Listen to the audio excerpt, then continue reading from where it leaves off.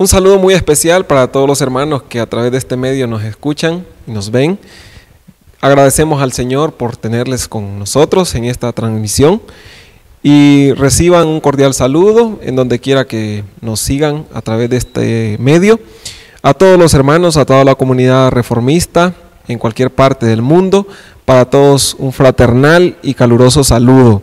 Que el Señor nos bendiga y nos ayude a que en esta oportunidad podamos tener un encuentro muy especial con Él a través de su santa palabra. Así que les invitamos a que se mantengan desde un comienzo hasta el final pendientes de este tema, que compartan con otros y que de esa manera también proclamemos el Evangelio de Cristo a todas las almas que están sin Dios y sin esperanza en cualquier parte del mundo. Mis hermanos, vamos a presentar nuestro tema de esta ocasión y se titula ¿Cómo superar el mayor conflicto? Quiero que leamos nuestro texto de introducción en Romanos capítulo 7, el verso número 15. Nos dice así la palabra del Señor: realmente no entiendo lo que me pasa, porque no hago lo que quiero, sino lo que aborrezco. Considerando este versículo, quiero invitarte a que juntos nos pongamos en conexión con Dios a través de la oración. Vamos a orar. Padre Celestial, estamos ante tu presencia dando gracias porque nos concedes la vida y también la oportunidad de conectarnos contigo a través de tu santa palabra. Rogamos que tu presencia, como la de tu Santo Espíritu, esté con cada uno de nosotros y que podamos regocijarnos en escuchar las buenas nuevas de salvación. En el desarrollo de este tema, rogamos tu compañía y tu asistencia, que envíes a tu Santo Espíritu para que lo que hemos de presentar pueda quedar grabado en la mente y en el corazón. Lo pedimos todo en el nombre de Jesús. Amén. Apreciados hermanos, ¿cómo superar el mayor conflicto? Es un tema que a mí me parece muy interesante y especialmente porque cada uno de nosotros interiormente vive un conflicto.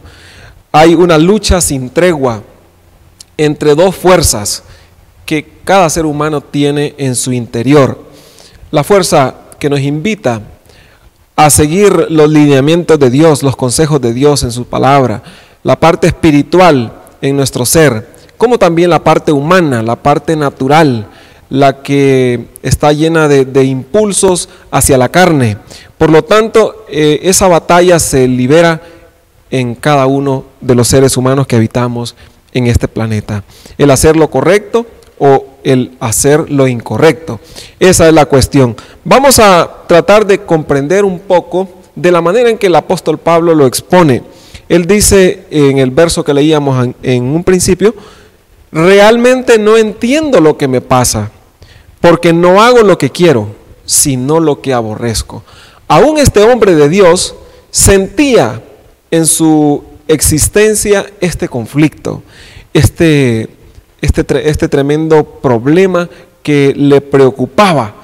Y realmente es algo que está en cada uno de nosotros, esa preocupación de no entender qué es lo que nos pasa, porque a veces hacemos lo que no queremos hacer y aquello que cuanto anhelamos hacer, aquello que deseamos alcanzar, cuánto nos cuesta o se nos vuelve muy imposible o muy difícil de lograr. Entonces, en este tema vamos a tratar de encontrar algunas claves que nos ayuden a poder darle respuesta a este conflicto, cómo poder superarlo. Dice en el mismo capítulo 7 de Romanos, en los versos 21 al 23, así encuentro esta ley: aunque quiero hacer el bien, el mal está en mí, porque en mi interior me deleito en la ley de Dios, pero veo en mis miembros otra ley que lucha contra la ley de mi mente y me somete a la ley del pecado que está en mis miembros. Miren qué tremendo, hermanos, cuando uno se da cuenta de la realidad, cuando uno enfrenta este camino hacia la vida eterna, también tiene que empezar a contender contra todos los impulsos de la naturaleza humana, hasta llegar al punto en que la naturaleza espiritual, el carácter de Dios, por medio de su Santo Espíritu, pueda ser reflejado en nuestra vida, en nuestras obras y en nuestro comportamiento. Hay algunos elementos que especialmente requieren de nuestra atención. Y en este párrafo que está en Consejos para los Ministros, la página 225, nos dice: pero a menos que el agente humano ponga su voluntad en armonía con la voluntad de Dios, y a menos que abandone todo ídolo y venza toda mala práctica, no tendrá éxito en la guerra, sino que será finalmente vencido. Los que quieren ser vencedores deben entrar en conflicto con agentes invisibles, deben vencer la corrupción interior y poner todo pensamiento bajo el dominio de Cristo. Esa es la meta en sí. ¿Pero qué hay que hacer? Hay que superar los ídolos, hay que vencer las malas prácticas y hay que batallar contra agentes invisibles. Notemos que la verdadera lucha del cristiano es contra espíritus que están en las tinieblas. Y por lo tanto, la guerra no es fácil, no es sencilla y requiere de que cada uno de nosotros ponga su voluntad en armonía con la voluntad de Dios. Hay un paso que en este proceso es fundamental para poder llegar a ser un vencedor en este gran conflicto. Y nos dice aquí en Juan capítulo 17, el verso 3, y esta es la vida eterna, que te conozcan a ti, el único Dios verdadero, y a Jesucristo a quien tú has enviado. Creo que todo comienza allí, conociendo a Dios como verdaderamente Él es. Hay que conocer a Dios a través de las Sagradas Escrituras. Hay que conocerlo a través de lo que Él nos revela en su santa palabra, de cómo es Él. El salmista decía en el capítulo 34, el verso 8 de los Salmos: gustad y ved qué bueno es el Señor, dichoso el hombre que confía en Él. Hay que comenzar a tener un acercamiento con ese Dios que lo hizo todo. Hay que empezar a comprender la verdadera versión de lo que significa el carácter de Dios por medio de su palabra. Recordemos que esto es el primer paso que nosotros debemos de dar. Entrando en armonía con su escritura, con lo que está escrito para nosotros como el mensaje de Dios para el hombre, nos vamos a dar cuenta de cuál es el propósito que Dios tiene para cada ser humano. Y en la medida que nos conectemos con Él, empezaremos a fortalecer la parte espiritual de nuestro interior. El conocimiento de Dios cambia por completo las condiciones en que el conflicto se está desarrollando.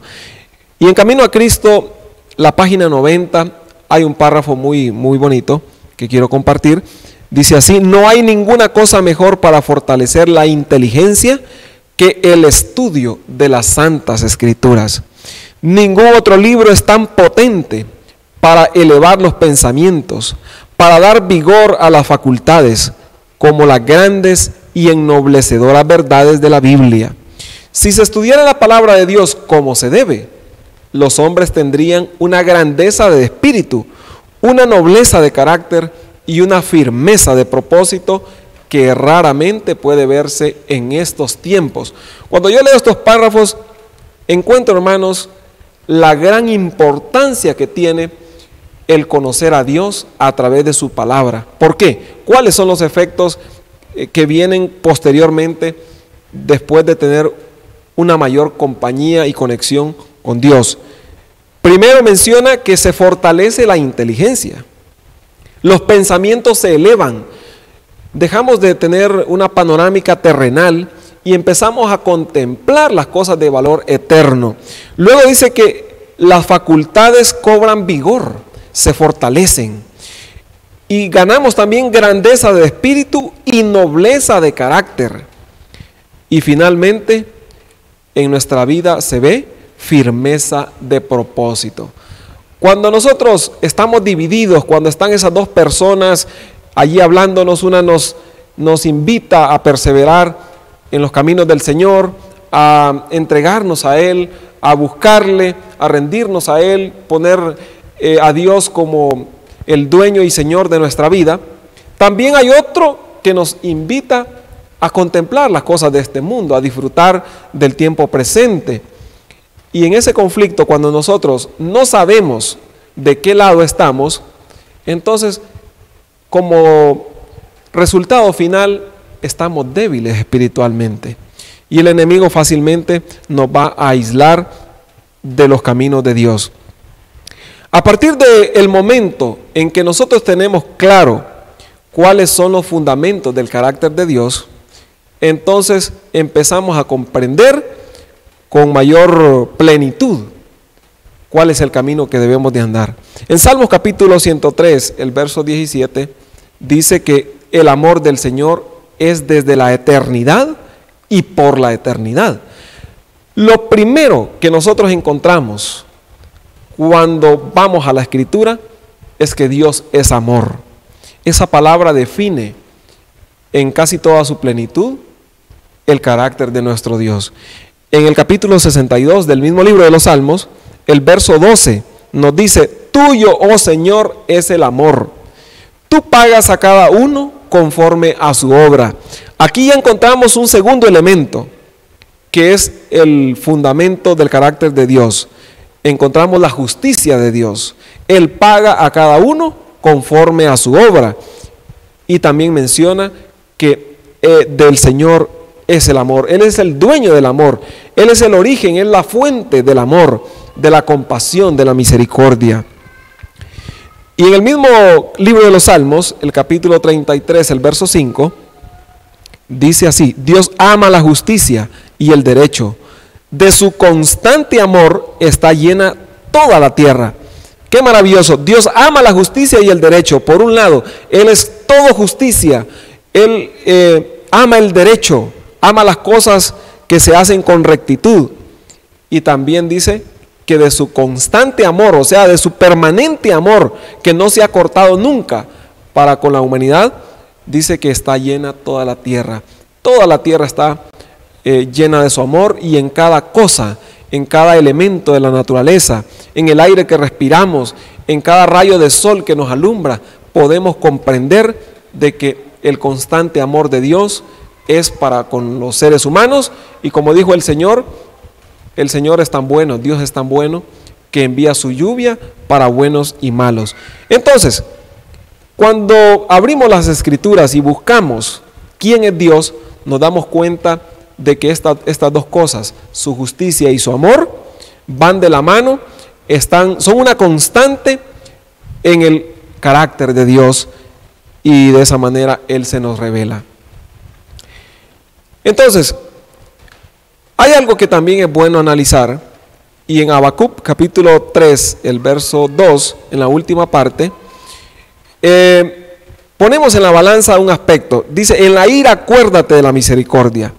Y en el otro versículo de Lamentaciones 3:22, dice así el profeta Jeremías: gracias al gran amor del Eterno, no somos consumidos, porque su compasión nunca falta, se renueva cada mañana, grande es tu fidelidad. Qué maravilloso es encontrar también en la Escritura que hasta hoy a nosotros los seres humanos se nos ha manifestado aún más el amor, la bondad y la compasión de Dios que la justicia de Dios. Si nos vamos por el lado de la justicia, todos los seres humanos, en vista de que hemos pecado, estamos destituidos de la gloria de Dios, lo único que merecemos como retribución es la muerte.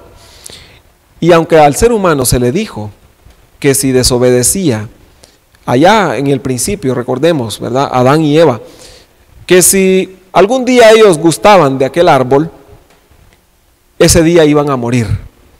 Y sin embargo, hermanos, en el momento que ellos fallaron, hubo un sustituto. La justicia obviamente tenía que cumplirse, pero no sin antes revelar la plenitud de la misericordia. De tal manera que hubo alguien que se puso en el lugar del que había de morir en el momento. Y en aquel corderito que fue sacrificado, del cual se tomaron sus pieles para fabricar túnicas y cubrir la vergüenza del pecado que se manifestó en Adán y Eva, allí en ese cordero vemos un bosquejo del plan que Dios tenía de restaurar la humanidad caída. Entonces, aún en el momento en que el hombre merecía ser ajusticiado y merecía la muerte, la compasión, la misericordia de Dios se sobrepuso ante las circunstancias en que el hombre había caído. Entonces, hasta hoy podemos decir que gracias al gran amor de Dios que todavía no hemos sido destruidos. Su compasión, su misericordia hasta hoy no ha faltado. Y como dice Jeremías, se renueva cada mañana porque su fidelidad es inmensamente grande. Hay algo que Dios anhela en su corazón, en lo más íntimo de su alma. Dice que los que cifran sus esperanzas en sí mismos se están edificando sobre la arena. Aún no es demasiado tarde para escapar de la ruina inminente. Huyamos en procura de fundamento seguro antes que se desate la tempestad. O sea, en otras palabras, lo que el Señor quiere es que nos pongamos a salvo sobre la roca eterna. Y sigue diciendo, por tanto Jehová el Señor dice así: he aquí yo he puesto en Sión por fundamento una piedra, piedra probada, angular, preciosa, de cimiento estable. El que creyere no se apresure. Mirad a mí y sed salvos todos los términos de la tierra, porque yo soy Dios y no hay más. También en el libro del profeta Isaías encontramos que el Señor nos dice: no temas, porque yo estoy contigo. No desmayes, porque yo soy tu Dios, que te esfuerzo, siempre te ayudaré. Luego de que conocemos de la manera en que Dios es, el trasunto de su carácter, que también se revela en sus mandamientos, porque en sus mandamientos se revela su amor y su justicia. Luego de que tenemos una idea muy clara, muy definida de quién es nuestro Dios, Él nos invita a que confiemos en Él, sabiendo de que en Él estaremos seguros, que en Él estaremos firmes, y por esa razón nos dice: no temas, yo estoy contigo. Hay una pregunta que también debemos despejar. ¿Hay excusas si somos vencidos en esta gran batalla? ¿Qué podremos decir en nuestro favor si en caso cedemos ante las adversidades, ante las pruebas, ante las tentaciones? Miren lo que dice este párrafo en nuestra elevada educación. Página 325, nuestra elevada vocación. Cada uno tiene que pelear sus propias batallas. Tiene que obtener su propia experiencia cristiana independientemente. Y Dios tiene lecciones que cada uno debe obtener por sí mismo, sin que otro pueda recibir por él. Nuestro Padre Celestial mide y pesa toda prueba antes de permitir que la experimente el creyente. En este momento recuerdo la experiencia que vivió Job. Un hombre el cual fue probado, fue sometido a una terrible tribulación, pero el Señor permitió que este hombre pasara por el fuego de la aflicción, por el fuego de la prueba. Y sin embargo el Señor sabía de que iba a salir vencedor. Cuando Satanás solicitó permiso para someter a Job a aquel terrible padecimiento, el Señor estaba seguro de que Job tenía la capacidad, tenía la fortaleza para poder salir airoso en aquel terrible conflicto. Y aunque vemos que no fue para nada fácil, finalmente el siervo Job consiguió mantenerse firme, aferrado del brazo del Todopoderoso, y finalmente obtuvo la recompensa merecida por toda su fe y por su constante dependencia del soberano. Hermanos, ¿qué nos da a entender a nosotros esto? El Señor no va a permitir que seamos probados más de lo que podamos soportar. Es más, también la Escritura dice que juntamente con la prueba vendrá una salida para superarla. Por lo tanto, el Señor no nos abandona en este terrible conflicto entre el bien y el mal, en este conflicto interno que se libra en cada uno de nosotros. Sigue diciendo, considera las circunstancias y las fuerzas de aquel que ha de soportar la prueba de Dios. Y nunca, notemos esto, y nunca permite que las tentaciones sean mayores que la capacidad de resistencia. Si el alma es vencida, ojo aquí, si el alma es vencida, si la persona es subyugada, esto nunca podrá imputarse a Dios.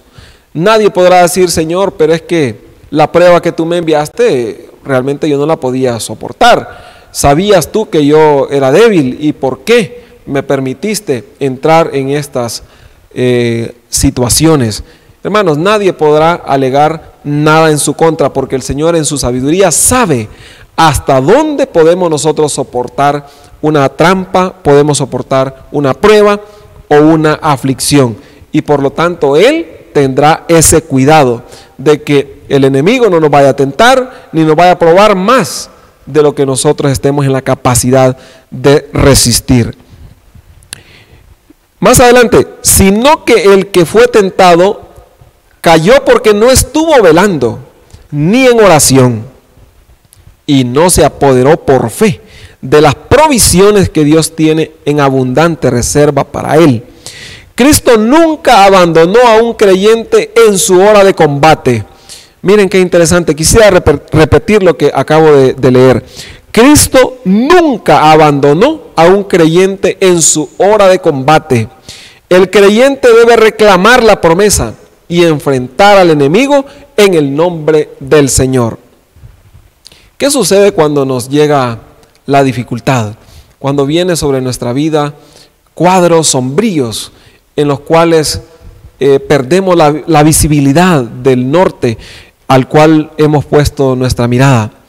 Todo se vuelve oscuro y en lugar de acercarnos al Señor y reclamar sus promesas para que Él nos capacite, para que Él nos haga fuertes y que nos envíe el poder necesario para soportar todas las adversidades, muchas veces lo que hacemos es caer en un descuido temerario de la oración, del estudio de la Biblia, de la comunión con el Señor. Incluso muchas veces hasta nos volvemos indiferentes con las actividades de la iglesia y de esta manera nos vamos apagando. Estamos tentados, estamos atribulados, estamos pasando serias adversidades y sin embargo caemos en un descuido y como resultado viene una caída inminente. Por esa razón, hermanos, no podemos inculpar a Dios. Si hemos de fracasar, si en algún momento caemos, no será porque Dios nos abandonó.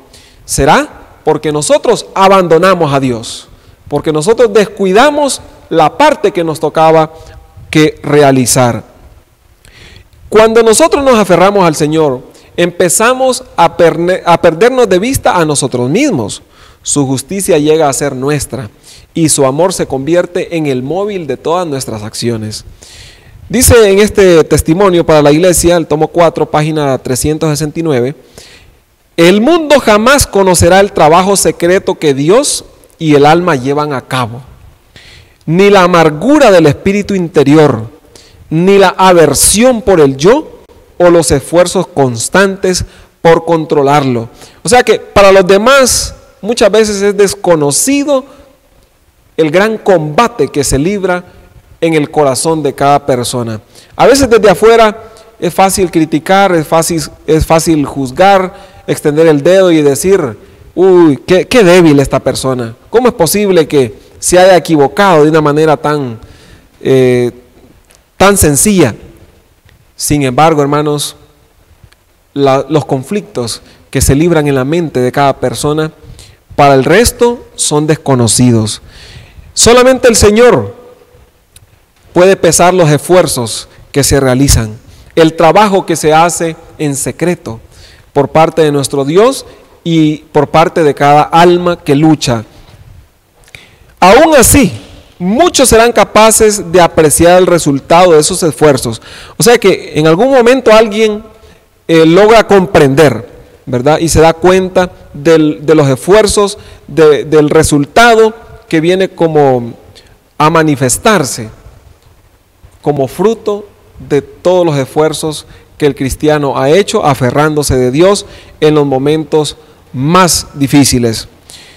La vida del cristiano llegará a ser una carta viviente, conocida y leída por todos los hombres, y poseerá un carácter simétrico y noblemente desarrollado. El Señor nos dice: aprended de mí, que soy manso y humilde de corazón, y hallaréis descanso para vuestras almas. En los momentos de dura prueba, contemplar al Señor será nuestra salvaguardia. Aferrarnos a su gracia, a su justicia, aferrarnos a sus victorias, porque también son las nuestras. El Señor venció para que tú y yo también fuésemos vencedores. Hay promesas seguras cuando nosotros hacemos frente al mal. Nos dice este otro testimonio que está en el tomo 8, la página 144. Hermano mío, usted tendrá que encarar pruebas, pero mantenga su integridad. Y en este momento podemos también recordar la situación que vivió José en Egipto. Él encaró estas pruebas, pero en todo momento él mantuvo su integridad. Sus convicciones eran mucho más altas, mucho más grandes que sus emociones. El hombre natural había sido sometido por el hombre espiritual, por el hombre renovado que ha fortalecido Dios por medio de su espíritu, por medio de su palabra, por medio de la oración, por medio de la conexión entre el ser humano y el Señor. No demuestre otra cosa que un espíritu noble. El universo celestial está observando el conflicto. Satanás lo observa, ansioso de sorprenderlo desapercibido, de verlo actuar impetuosamente para ganarle ventaja. El enemigo espera que nosotros caigamos en la desesperación, que caigamos en un momento en el cual hayamos perdido la dirección. Y en ese momento dice que él busca la oportunidad para ganar ventaja. Pero aquí viene el consejo: pelee varonilmente la batalla del Señor. Haga lo que Cristo haría si estuviera en su lugar. ¿Qué haría el Señor en un momento como el que yo estoy pasando? ¿Qué es lo que haría? ¿Qué es lo que hizo Jesús cuando enfrentó las mayores adversidades? Él siempre se mantuvo en conexión con su Padre Celestial.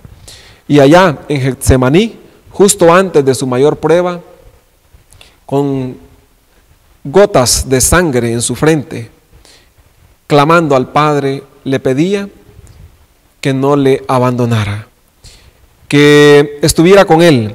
Él rogó también por los suyos y encomendó su mayor adversidad en las manos de Dios. Mis hermanos, allí tenemos un ejemplo a seguir sobre qué es lo que nosotros debemos hacer en los momentos en que debemos fortalecernos y luchar con más fuerza. Que no haya inconsistencia en su fe y práctica. No seamos inconsistentes, no seamos tambaleantes.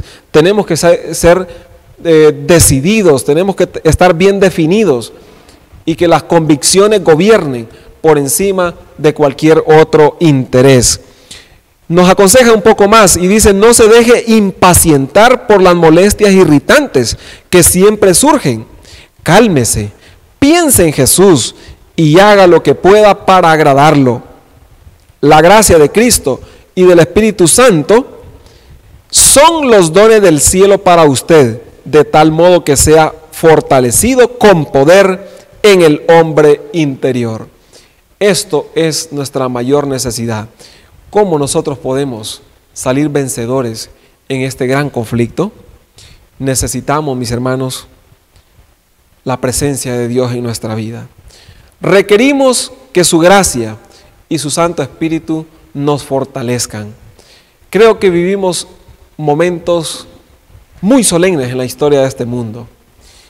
Y ahora más que nunca necesitamos depender de Dios, de sus promesas, de su palabra, para que cuando tengamos que hacer frente al adversario o tengamos que tomar una decisión entre agradar a la carne o agradar al Señor, lo tengamos bien claro y que por encima de los intereses temporales pongamos los intereses de carácter y de valor eterno.